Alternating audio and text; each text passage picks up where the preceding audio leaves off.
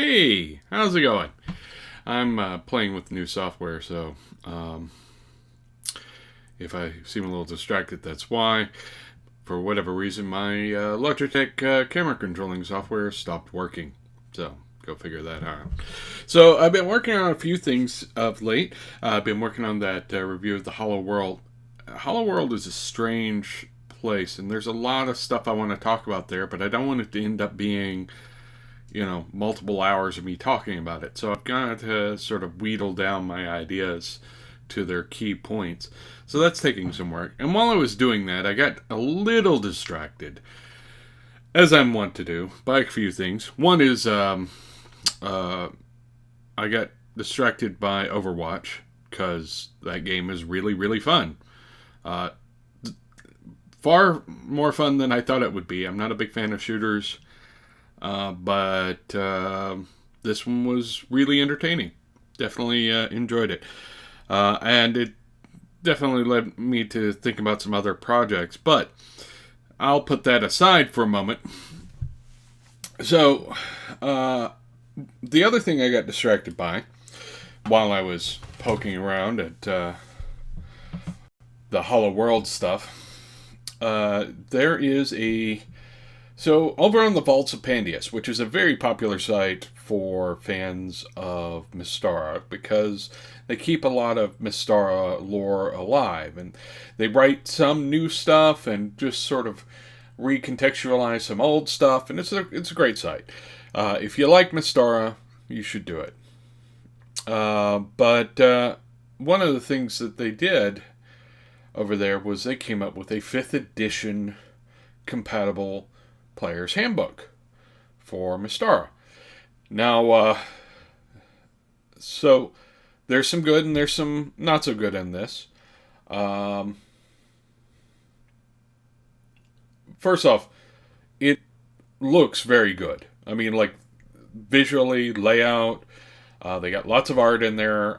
They've got lots of visual interest. It's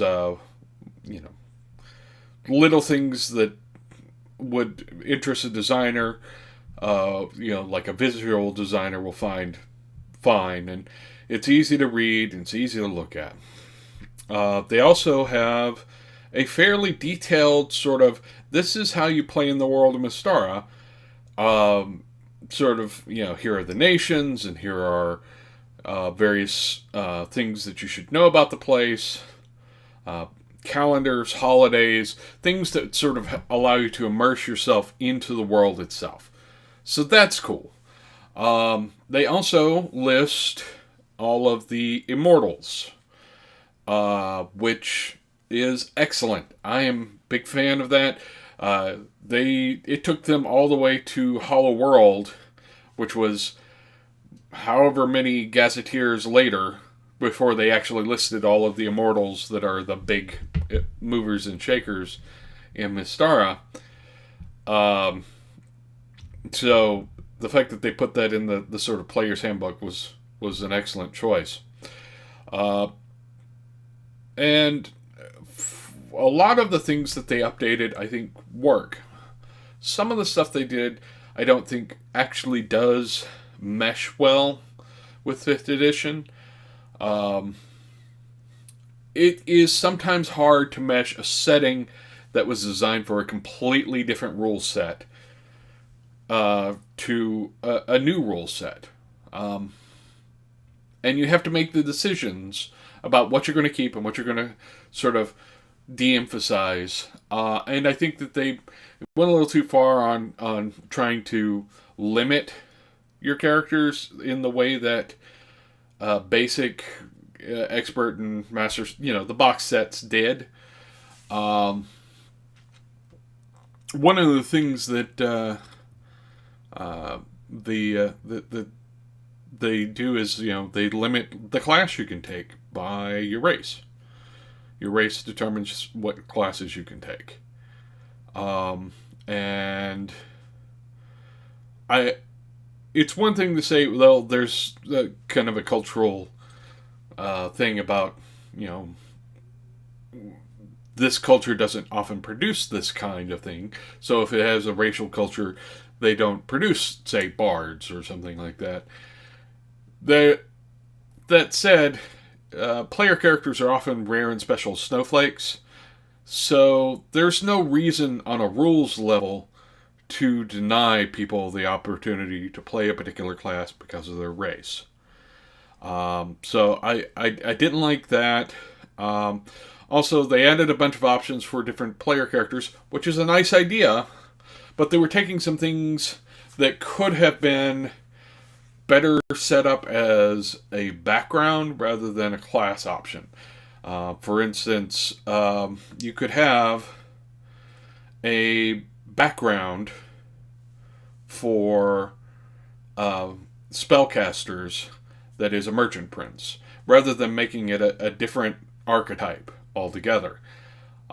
Things like that were in there. Some of them I think worked. Radiance as a sorceress origin is an excellent idea. I think that's a great one. You might have also considered going Warlock on that and doing Warlocks with basically a tie to Radiance, which is magical radiation, which would be kind of cool for a Warlock. But yeah, so it's got its ups and its downs. I love the attention to detail. This is a great intro thing for people who don't know Mystara that well and want to know some of the basic things that are there. And I will link it in the show description because I think it's worth reading. I think ultimately, if I were going to run a Mystara game going forward, I would need to do my own sort of rule sets to make it work with 5th edition, rather than try and make it add the limits that the original D&D had to make it feel more like original D&D. I think the world can survive there being dwarven bards. I think it's not going to affect the feel of the world. It's not going to hurt the world if there are PCs who are dwarven bards. Sure, the culture doesn't come up with them normally, but that's okay. One of the strange ideas that they came up with in basic D&D was this notion that you would slow down your XP progression so that you could do this other thing that is outside the expectations of your roleplay. Hollow World does this quite a bit.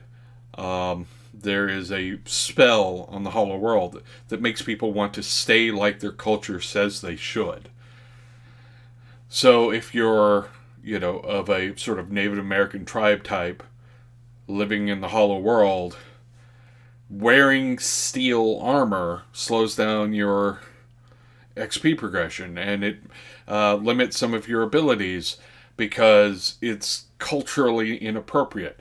Now, I get that there's a in-world magical explanation for it, but it also puts unnecessary restraints that limits the ability of one player character from keeping up with the rest of the player characters, just because they decided to play a unique and special snowflake.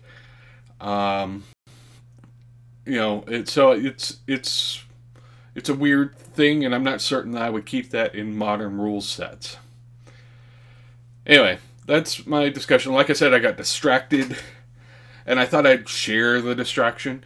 Go take a look at the Player's Guide if you're a big fan of Mystara, and tell me what you think.